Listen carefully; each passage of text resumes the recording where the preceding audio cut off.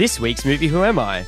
I'm a mentally challenged boy who is taken advantage of by a drug-addicted hippie for almost 3 decades. Stay tuned to find out. You're listening to the Banana Reel Movie Podcast, episode 51. Warning, this show does contain spoilers and coarse language. You've been forewarned.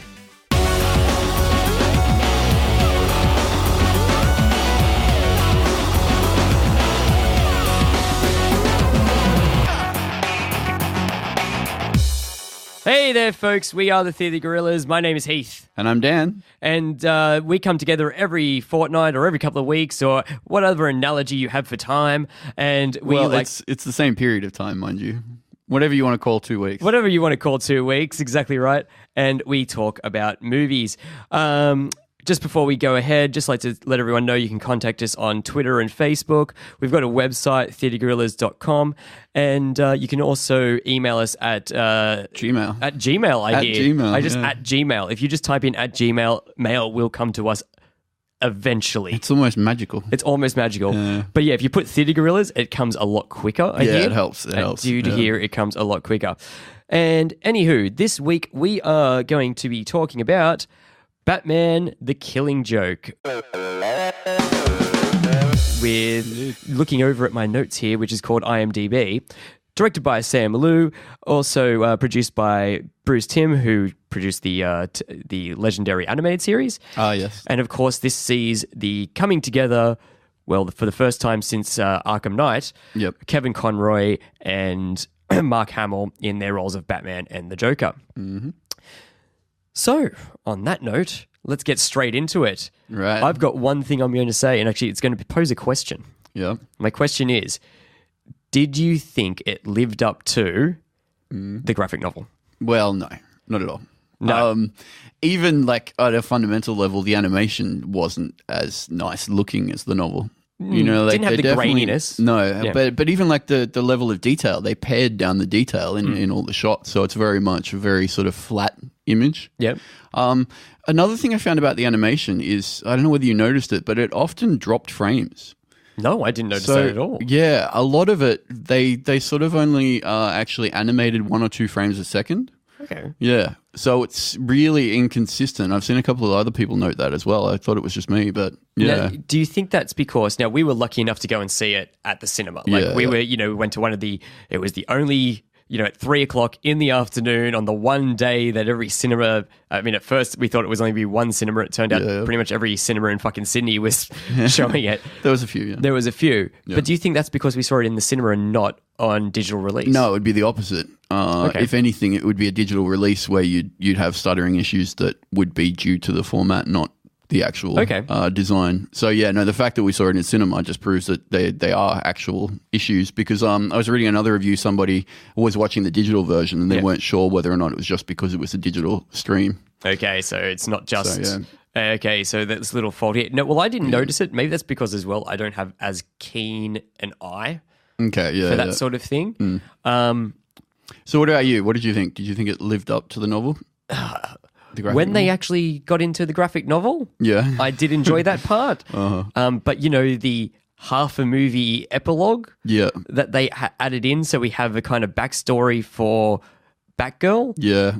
I was a bit like, does it need to be there? Yeah. Don't really think so. I don't get me wrong. I think Paris Franz was a great character. Really added to the story, Yeah, Paris fucking Franz. And I do like... Is he canon? Is he an actual bad guy in... I'll say this now. The universe? Never heard of him. No, okay. I didn't think so. And as someone who has read a lot of Batman's backstory and not having heard of this character, I think he was created for this. To say he was purely created for this. Yeah. Exactly. Totally just for this one... for this one iteration, this one movie. Yeah. Look, and that I think. Look, I've part of me goes, oh yeah, it's kind of necessary, so we kind of care a little bit more about what happens to her. Look, spoiler alert, everyone, she gets shot by the Joker. Well, yeah. But at the same time, 30-year-old spoiler. Yeah, if you 30-year-old haven't read spoiler. the Exactly graphic novel. Yeah. But to say that, I mean, it was such a iconic moment in the history of the comic books because, well, God, it went to a very dark place with it as well. Yeah. But are you telling me that people getting this movie needed to have something extra to care about her that happening to her. Yeah, right. Yeah. It seemed pointless. See, I mean, I think there was 2 reasons why they added the prologue. Yeah. And the official line from the creators was that they wanted to flesh out the story of Barbara more because she was sort of a side character in the graphic novel. So I think it was perhaps done for more exposition, but I think the main reason was just length. Because the actual Killing Joke itself, animated, was only about 45 minutes. So they needed to throw something extra in there. Yeah, exactly. You've got to pad out the playing length. Otherwise, it may as well just be a TV special. But see, as opposed to a cinematic sort of thing. Yeah, but they only went to give it a cinematic release as it got closer to Comic-Con. Like it wasn't actually going to be a cinematic release. It was always going to be a direct-to-digital, like all other adaptations that we have. Yeah. And then it was there, due to popular demand, they thought, let's have this special, let's put it in cinemas. Yeah. Which it looked like everyone grabbed onto and ran with.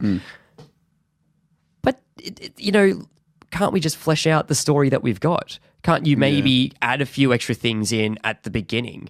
He gets out, or, do we need to have this, not only this, this backstory of Barbara, but do we need to have a relationship between her and Batman at the same time? That was fucked up, right? Like, let's go there. So dumb. I don't know. I mean, see, I guess it would have been tricky to try and add any additional material into the runtime of the graphic novel itself, because then people would complain. I mean, as it is, they did add the song. Which the song was in there, but they just it was in the graphic novel, but it was more a poem in that it was because it was on the written page. So they did that, but I mean, again, that's true to the source material, because it was actually on the page. So I could see how fans might take umbrage to additional frames added to the actual story itself. But just the whole idea that. So you're meant to develop an emotional attachment to Barbara because she has feelings for Batman. Like, it seemed like a really lazy way to establish an emotional connection. Yeah. Can't we actually just have the emotional connection that she's a young girl, like a young woman. Yeah. She's meant to be maybe 19, 20 years old at university, life ahead of her. Yeah. Who's also fighting crime. As well.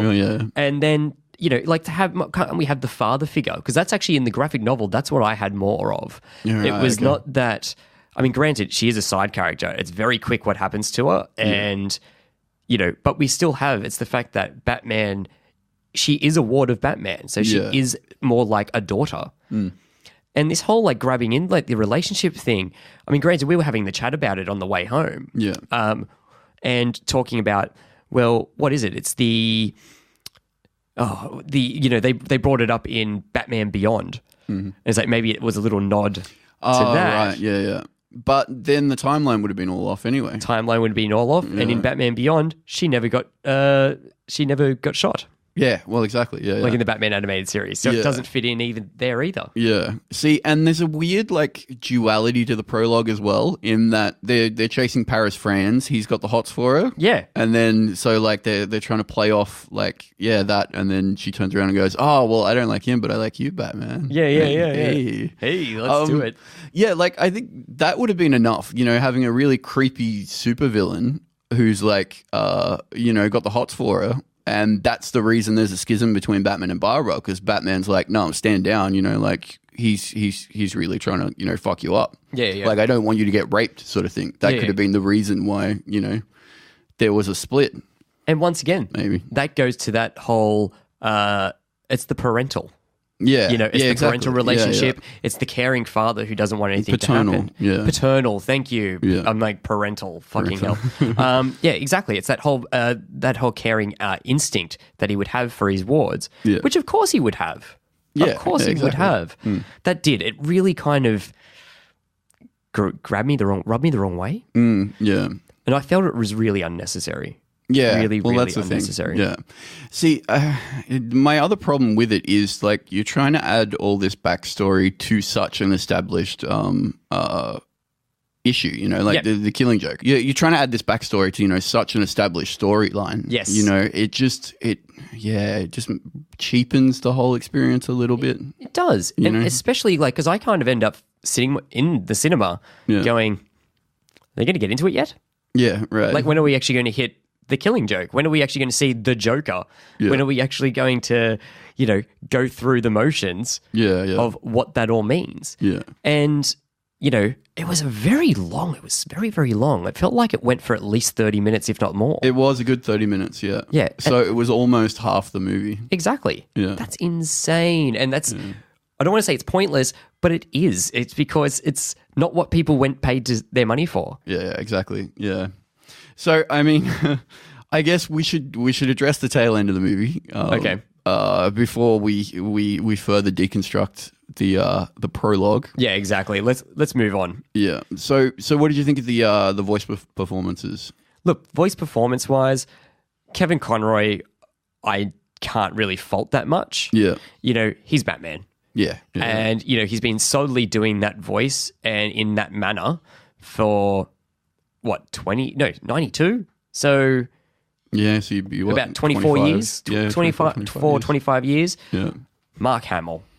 You know, like it was actually funny. I could see that he was trying to play it a lot more sinister and less jokey. Yeah. Like, you know, if you listen to the way that he sounds in the Arkham games or in the animated series. Actually, I find the Arkham game is a really good example because it's a lot more serious than it is in the cartoon, because obviously the cartoon, the script is for children. Yeah. But at the same time, it's still the, you know, that really funny Joker. Yeah, because they're meant to be the same. It's the same character as well, same characterization of the Joker. Where with this was not the same Joker. Right. This wasn't our, you know, animated series Joker. So he had to put a lot more, I want to say almost craziness. Yeah. Okay. I did love though the difference in the voice between when you've got the flashbacks to when he, you know, was going before the Red Hood. Before the Red Hood. Yeah.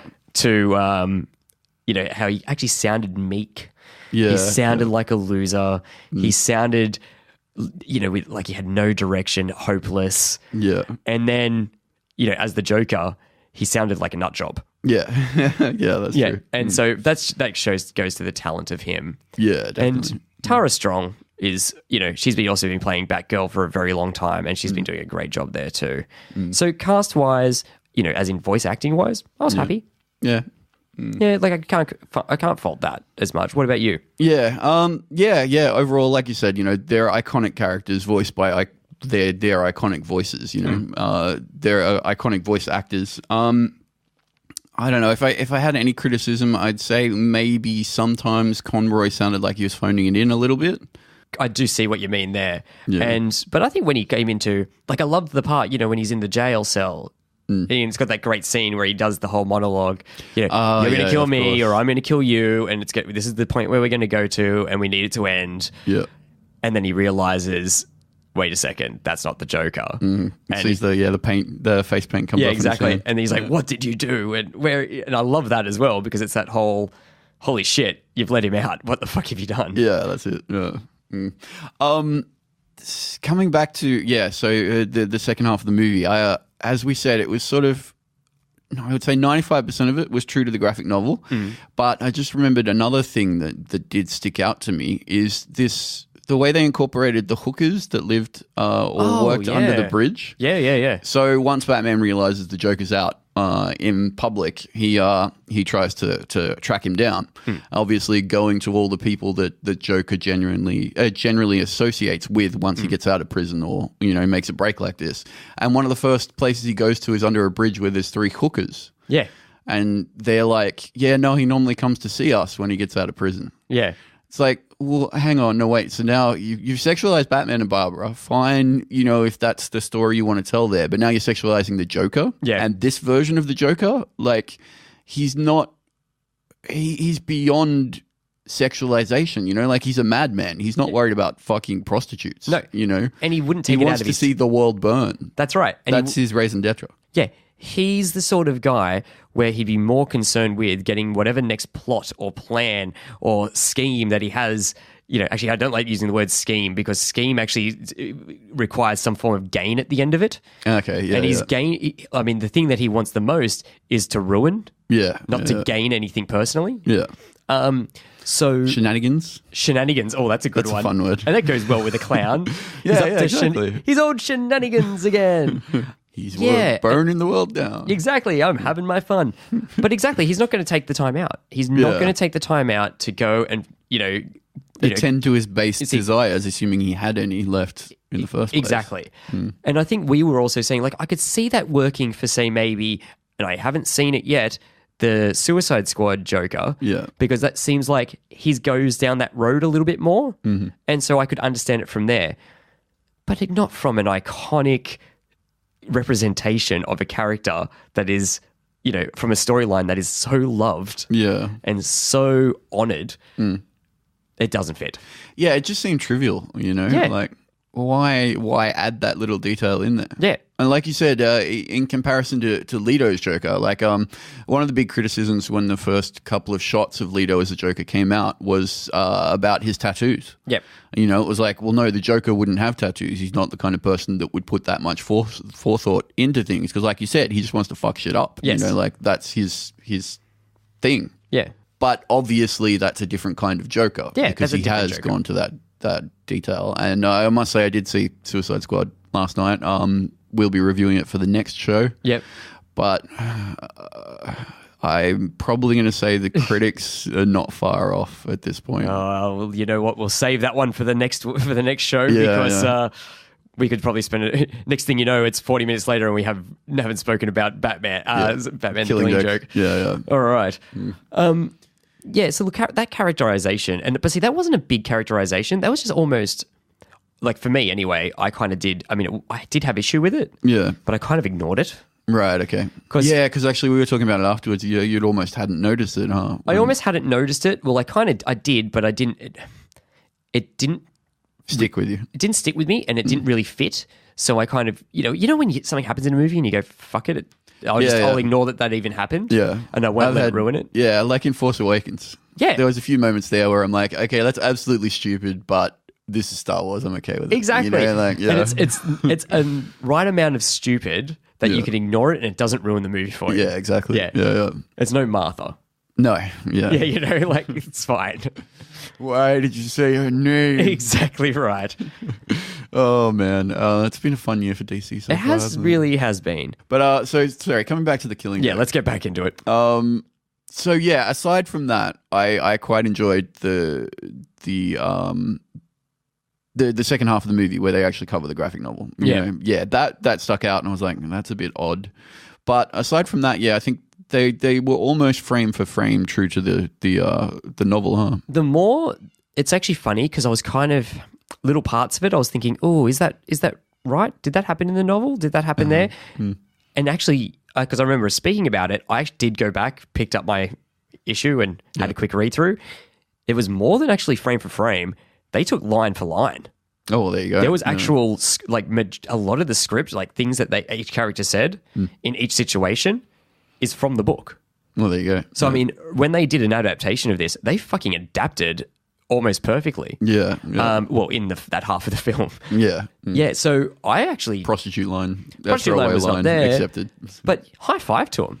Yeah. Because it's very rare that you see an adaptation where they go, we're going to do it so true that we're going to take it virtually 100% for what it is. Yeah, you'll literally be able to read along with the graphic novel in front of you. It'd be like, remember when you used to get those books as a kid? Yes, yeah. Turn page now. Yeah. Ding. Yeah, you have the cassette with it. Yeah, exactly right. Now you can have the DVD or the Blu-ray or the digital media in front of you while you're reading it. How good's that? The world we live in today. Yeah. Very interactive. There you go.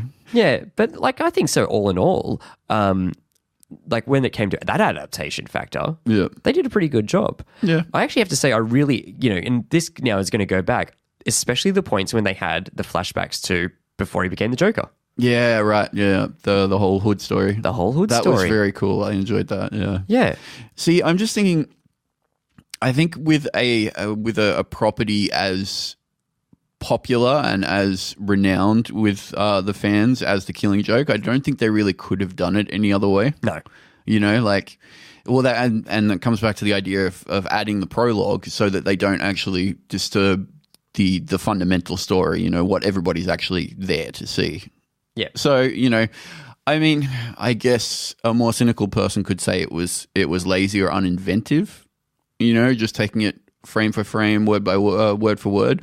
But, you know, that's what I went in to see, you know, that's what I expected to see. So exactly right. One other thing I wanted to bring up is, because you mentioned it before, the song. Ah, yes. Okay. The Joker song. The Joker song. Yeah. Now, I don't know if anyone else out there, but I'm a fucking sucker for Mark Hamill as the Joker doing songs. Right. You see him in the animated series, in the game. Like, I make sure in the game I will wait till the end as just to hear him singing, like, I'm so happy, or some shit like that. Yeah. Because it's fucking hilarious. I just think the way that he does it, you could see the Joker doing it as well. Yeah, true. You know, dressed up in some form of vaudeville garb. Yeah. It's fucking hilarious. And I thought they actually did pretty well. What do you think? Yeah, well, what I liked about it was it came out of nowhere. I'd almost forgotten about it in the graphic novel. Yeah. And I did not expect them to actually do a full song and dance. Yeah. So, yeah, it was fun. Yeah, it was like it was almost odd in its placement and the fact that it was there at all, but it makes a weird kind of sense because, you know, this is the Joker after all. Exactly. You know? And he's sending him to, you know, down the fun house, horror house. Yes. Whatever the hell it is. Yeah. You know, thing. What the fuck is it? I don't know. It's a carnival ride. Carnival ride. Like a haunted house. Yeah, why not? Yeah. But, you know, and it was actually a great, you know, because it has that great opportunity to show him what he did to Barbara. Yeah. And I do like that as well. Like what did he do? Yeah, right. Because I always got it in the book that he molested her. Yeah. I don't know, but then that would go to our sexualization of the Joker almost. See, I think it was just more he framed it as if he had. Yeah. And that was all it needed was the suggestion. Yeah. You know, he left Gordon's mind to fill in the blanks sort of thing. And now that also does go more to the Joker. Yeah. He's not doing it. He's making you think he did. Yeah. And making you come to your own conclusions. Yeah. Because remember, the whole point was of the whole ride and kidnapping Gordon was to try and send him insane so that break him. Yeah. So that he could come to Batman and say, see, you know, we'll all end up that way eventually. Exactly. Well, that's right. It's the one bad day. Yeah, exactly. Yeah. Cool. So that was a fun addition. Unexpected, but yeah, it was good. That was very cool. So one last thing I did want to touch on before we get back to the criticizing the prologue. Yes. Was the animation style. I discussed it briefly earlier. So I would argue that the original animated series looks better and is animated better than this is. Yep. It's probably a stylistic choice because it's something that I've noticed in the previous animated movies that DC have been bringing out. Like you mean your like your Bad Blood, and exactly. your Justice League ones and all that stuff. Yeah. Okay. So it's almost, it doesn't look very good. Yeah. You know, so it's got to be a deliberate choice. Otherwise, they're just animating as cheaply as possible. You know.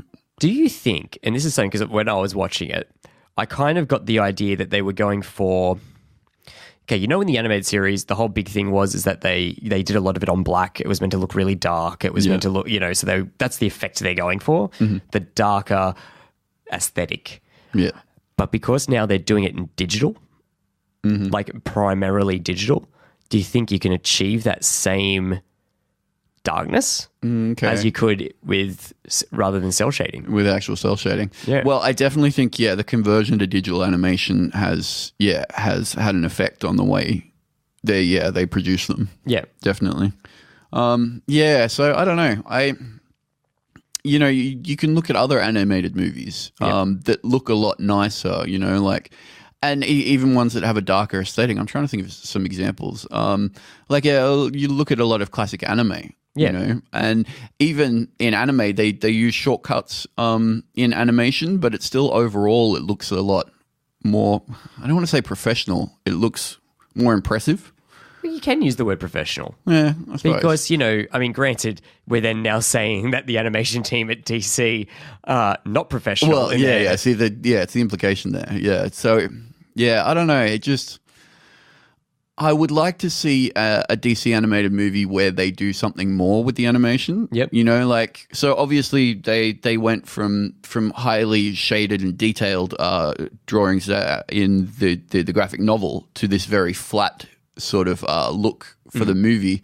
I was thinking, that's what I was thinking of. You know, like your old 80s cartoons. Yeah. That still have that level of shading, the level of detail. Yeah. But it translates into a moving picture. Whereas here, they sort of sucked all that out, made it all very flat, and I think you lose some of the effect of the frames. You know, by losing that depth, that detail, like the scene where he's got his hands over his face. Yes, and his locks when he's just turned Joker. Yeah. That looks so much better on the page because it's so much more detailed, you know, like it really draws you into the page. Yeah. And you'd think with an animation, you know, it should be even more engrossing, but because of that flat style, it just sort of lacks a little. Okay. But I don't know, maybe that's just me nitpicking. But you know what, though? This is where we need to nitpick, because if we don't, then they're just going to keep doing it and it's just going to be crap. Well, that's true. I like that you assume that we've got some influence on... No, but everyone does. That's the whole thing. Because, yeah. you know, if people don't criticize something, then everyone thinks it's going to be perfect, and then there you go. Yeah. And I see, it's funny, once again, I don't see it that way in the animation. Mm-hmm. Like, did I think that the animation was as good as what was on the page? No. Because... on the page, exactly right. You had that grittiness. You had that kind of dirtiness to it as well. Well, yeah, that's a perfect word to use. Like, you wouldn't see dirt in the frames of the animated Killing Joke. No. Whereas, like, if you would look on the page, you could see dirt and dust, like, in the streets and things. Yes, and that just doesn't translate to the style of animation they use. And which they really should have, because especially when you have, you know, I mean, it's meant to be in a theme park, well, a fun park, a fairground that is, you know, now desolate. Well, you know, it's kind of run down. Yeah. You want it to look dirty? Yeah, you almost want to see the decay and the time exactly that's passed. Huh? Exactly. Actually, and that's a really good point. See, now you're bringing that up. I'm actually thinking back, and it doesn't look like that. Yeah. Like even the other rides and whatnot in the fairground, they don't look like they're decaying. They don't look like they're run down. They don't look like they're old. Yeah, they actually, which they really should. They should look decrepit. Yeah, because it's going out of, you know, it's out of business. Yeah, and that is one of the charms, you know, of, well, Gotham. Yeah, true. Yeah, this idea that it's a post. What's the word? I like to think of it as like, you know, it's a post GFC. Major city. I was going to say yeah, exactly. Like it has it's sort of. It's past its prime, sort of thing. Exactly.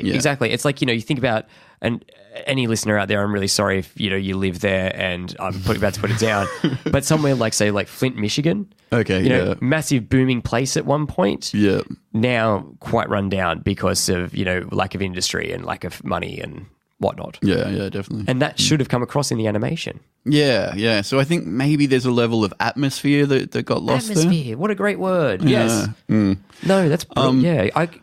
I never thought of it. Now I'm thinking back at it. You're totally right. You're like,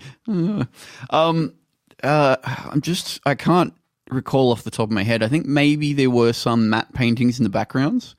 So they would have had a little more detail to them. Okay. But again, it wasn't at the forefront of the animation. No. So, I just wanted to note that. So it might not be the case that every single frame was completely flat animated. There may be some more detail in the backgrounns and stuff, but, you know. Yeah, well, we're not going to go through frame by frame the entire movie. That's an aside anyway. Have a look and see which parts of the animation were good. Yeah. Yeah, no, but I think, though, the characters in the foreground, you know, when they did show Batman, like the way that they animated Batman, I actually quite liked. Yeah. Yes, it was a little bit flat and a little bit stiff, but it was like in his face. I actually liked it because it made him look a little bit older. Mm-hmm. They didn't just have him look like it's a nice, soft, young Batman. Yeah. It's more of it's an older Batman. And I imagine if at this point he's got, like, I imagine Jason's gone, and I imagine, you know, you've got Barbara. This is now happened to Barbara. Yeah. He's starting to get a bit more grizzled. He's getting more grizzled, and he's been around for a while. And that's what you want. You want the fact that he's been around for a while. Yeah.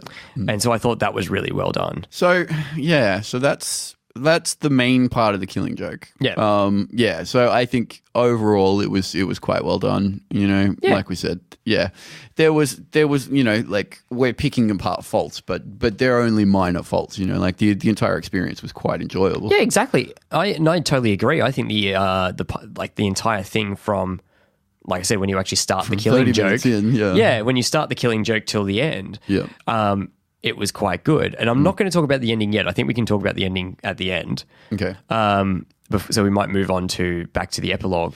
Yeah, so I wanted to come back to the epilogue. Another thing that strikes me about it is the story itself it's so not monumental that it sticks out in this story. Like, it's so insignificant. They're basically just chasing some no-name criminals, and there's that added creepy sexualized element with the guy, hitting on Batgirl.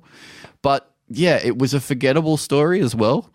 So it just pointless. Didn't gel. Yeah. Yeah, exactly. You think if it's something that's going to, well, especially in what it does lead to in the movie, it kind of leads to her putting away the cow for a period of time. Exactly, yeah. That's what they establish as her justification for no longer being Batgirl. Exactly right. Which is a pretty big thing. Massive, absolutely massive. You'd think it would be something huge. Yeah. Like, imagine, they could have done something where Clayface is impersonating her or something and getting up to no good. Or you could have something going, some other villainess or villain who's all right, I got one for you. Bring it back to that whole insanity thing with Gordon. Okay.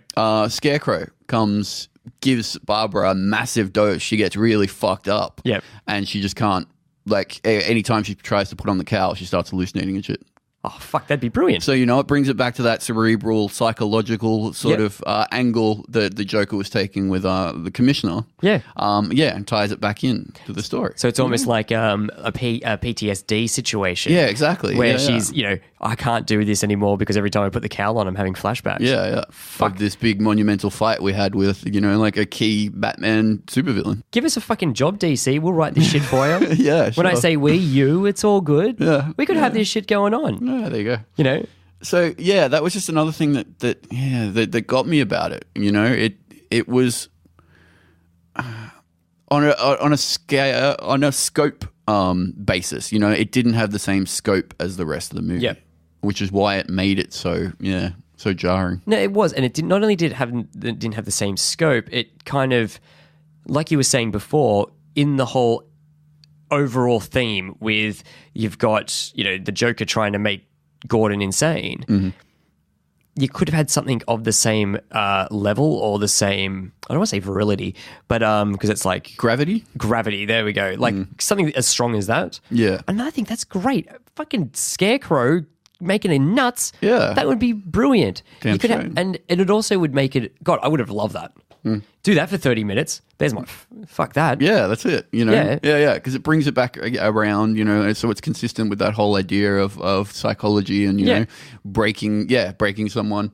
And then her redemption as the Oracle at the end would be that much more significant as well, because she'd be like, it would be a counterpoint to Gordon not going insane. She'd finally come back, like after 6 months or however long it's been, and been like, see, it didn't affect me in the same way either. Exactly right. There's a redemption to the whole arc. It's the overcoming adversity. Yeah, exactly. Which, exactly right. She'd be like, not only did I fuck over the Scarecrow, fuck you, Joker, I'm back. Yeah. Yeah. Because again, like that, say she was taken out of action because of, effects of Scarecrow's drugs. Yeah. That would tie into the conversation that Batman and the Joker have about, like you said, one bad day. Can change you from being a hero to a villain. Yeah.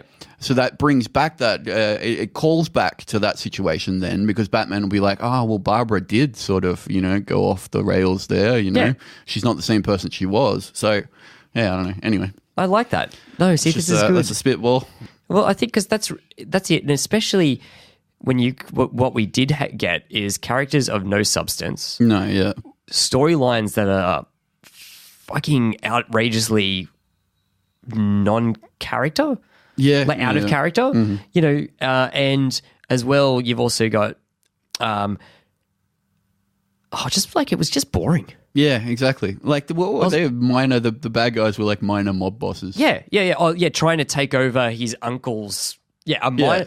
So they were family. Uncle who is so a minor mob boss, like not even in the Maronis or your bloody, can't remember the fucking other guy's name. It's killing me. Yeah. But I know what you mean. Yeah. So they were insignificant. Insignificant. Anyway. Insignificant. And I think you're right there. Them being insignificant makes everything that happened in that prologue, or epilogue, sorry. Epilogue? No, prologue. Prologue's before. Relatively pointless. Yeah. So, I don't know. I think they could have done, much better in that aspect. Or done without it. Like, would you really have cared if we spent $20 and saw a 45-minute film?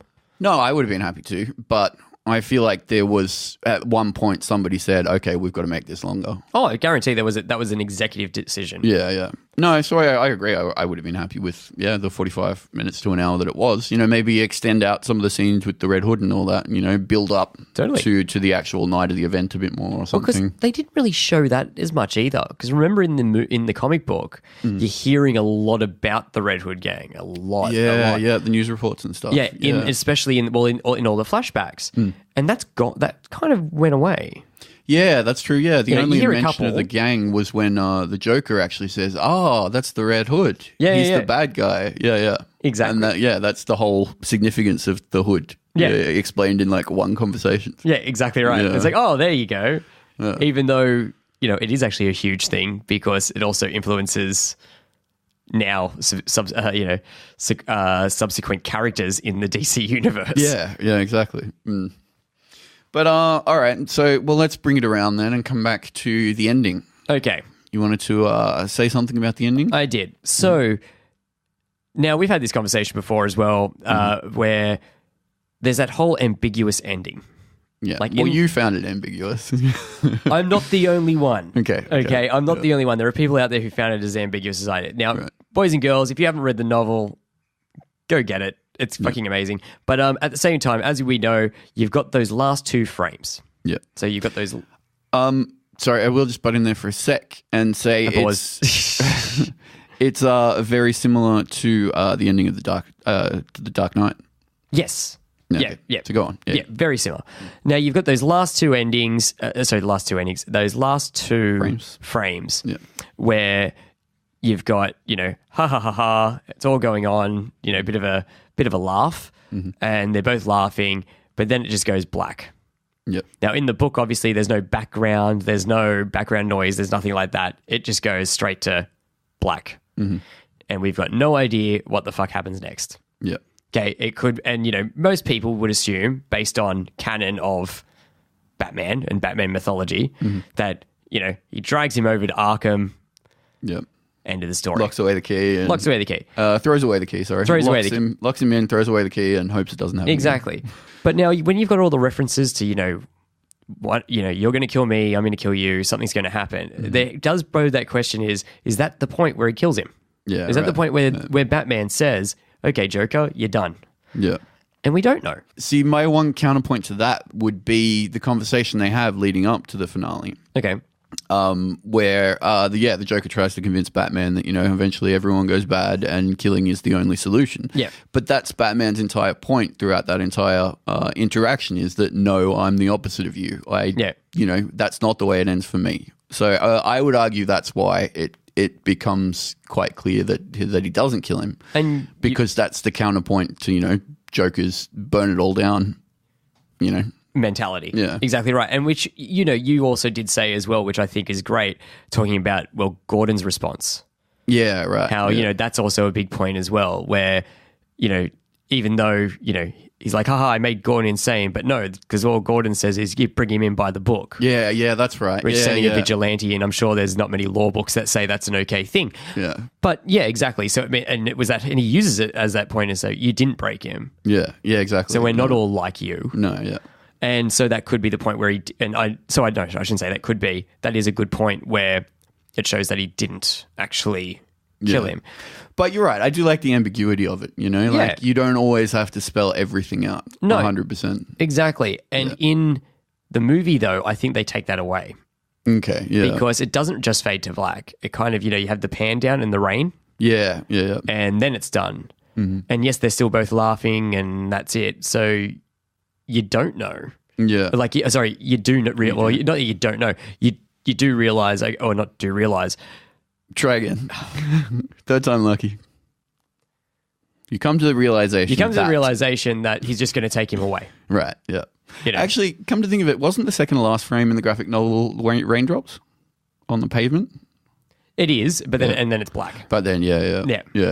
Okay, so they sort of they formalize the ending a bit more in the animated version. Exactly right. Yeah, I mean, which you would do. I mean, if you just imagine if we just went in there and they're there laughing, it's just like and black credits. Yeah, I suppose that's true. Yeah. Actually, I think I would have loved that because people would have been like, "What the fuck is that? What happened?" Yeah, well, that's true. You know, like yeah. Why did that happen? Holy shit! Did he just kill him? Oh fuck. Yeah. Yeah. You know, it's like, instead of, I'm going to bring back to Batman vs. Superman again, just because it's my favorite movie of all time. But the ending scene of that, you know, inside Superman's casket, you're looking down at Superman's casket and you see it move. It's like, you didn't need to have that in there. No. You know, like, it would have been so much more powerful if you left everyone guessing to the next movie whether or not Superman comes back. Exactly right. You know, yeah. Saying that, though, I still don't know how Superman in a casket makes dirt float. Well, okay, yeah. I don't know. Yeah. Think of that one. Yeah. Yeah, it's like, how the fuck did that work? Anyway, I mean, I know he can fly. He can't make dirt fly. Maybe he can. Maybe that's his new superpower. His new superpower. Yeah. I will rise from the ashes to make dirt fly. Yes. But yeah, anyway. Okay. So yeah, again, it's just one of those things, you know, I guess, yeah, you're right. I would have liked to have, seen it just fade to black. Yeah, just done. Yeah. And then it's over. And I think that, look, I did like, though, that, I mean, God, they kept that pretty much that entire last section, like from the fight scene to the dialogue between them is virtually exactly the same. Yeah, right. You know, and it is really powerful when you've got, you know, someone going, you know, your plan failed. Yeah. You tried to ruin this person. You tried to break him down, but he's proving that he's better than you. Yeah. You know? That's it. And that is exactly right. You're like, it's very Dark Knight in that aspect as well, where, because, you know, the whole thing is they're going to kill each other, and they don't. And it's like, that's right. People aren't you. Yeah, that's it. All right. Well, I think we should probably wrap up on this. I actually think we should. It has been a shorter one, but that's because this was actually a rather short film. Yes. Do you mind if I go first? No, go for it. Excellent. Actually, yes, I do. Fuck you. Okay. It was shit. I hated it. 0 bananas. No, sorry. All right, you go. Look. I enjoyed it. Uh-huh. I will say that I'm always happy to see an adaptation of one of my favorite graphic novels, you know, on a big screen or just on the screen in general. It's great to see the characters come to life in a way that you haven't seen before, especially one that you like a book you've connected with so much. Like it's, you know, this is an iconic, one of the most iconic Batman stories in the history of the character. So it's great to see it up there. Was it done perfectly? No. Did I have issues with that, like we were talking about with the prologue? Absolutely. But not enough to not recommend it to people. Not enough to say to people, you know, avoid it at all costs. Okay, yeah. Give it a go. So I'm actually going to give this one 3 bananas.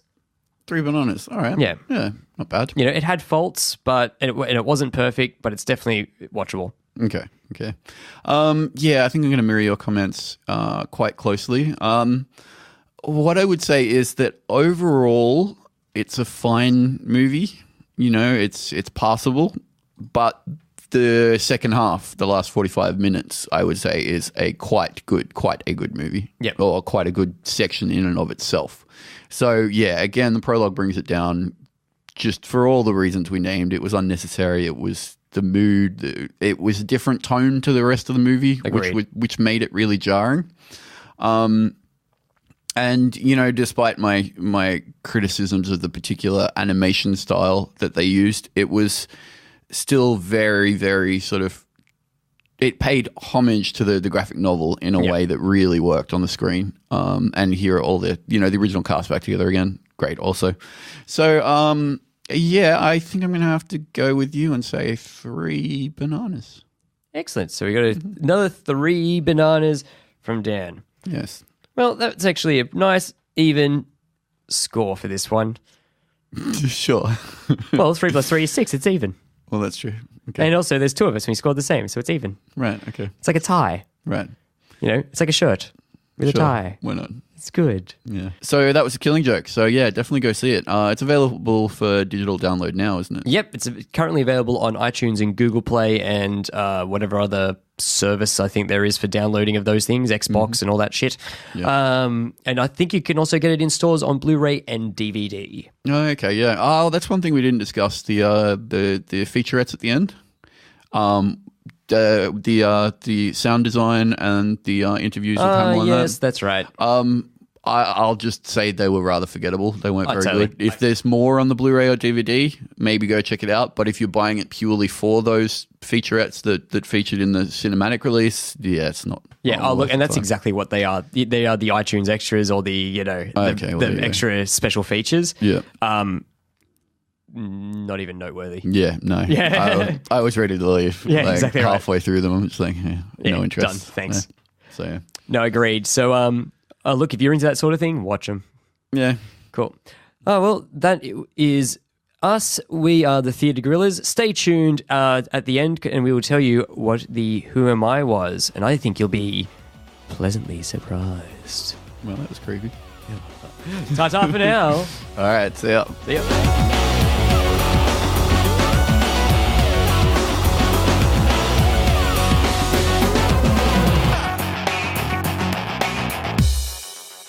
Okie dokie, guys, you've stayed to the end, and this week's Who Am I is... Forrest Gump. Yes, you wouldn't have got that one, would you? Yes, starring Tom Hanks and Robin Wright, not Robin Wright Penn, which I almost said, because she hasn't been that for a while. Oh, but was she Robin Wright Penn when she was doing Forrest Gump? She was, yes. Oh, so she would be credited as Robin Wright She Penn. would be, but she's now Robin Wright. Yeah. And Sally Field and a cast of thousands. Yes. You know what? I will say this. Mm-hmm. I like it. It's a pretty good movie. Yeah, okay. I think it came at the right time to trade on that 60s nostalgia. Oh, totally. You know, yeah. So yeah, it's always going to go down as one of those classics of cinema, whether or not it particularly was. Yeah, I thought it was fun when I first watched it, but I don't think I'd go back and watch it now. That's one thing I totally wouldn't rewatch it. Yeah. You know, I've seen it that many times anyway, but at the same time, I don't need to revisit that film. Yeah. Yeah. No, go see Sling Blade or something instead. Yeah. That's another There's plenty of movies out there from that era that you can see. Well, that's true. Yeah. And plenty of other Tom Hanks films. Splash. Well, yes. Yeah. What was the Joe one? versus the Volcano. Yeah, Joe versus the Volcano. Come on, great flick. Big. Yeah, big. Oh, classic flicks. Yeah. You know, back when he acted like his son acts now. Sure. Yeah. As in acting, as in the comedies and stuff. Comedies, yeah, but also the acting style is very similar. Colin Hanks is very similar to young Tom Hanks. Yeah. Oh, I'm sure that'll work for him. All right. Okie dokie, guys. That's it from us. See you in a couple of weeks. All right. Cheers. Bye. This podcast is recorded and produced by Theatre Gorillas. Edited by Dan Clark.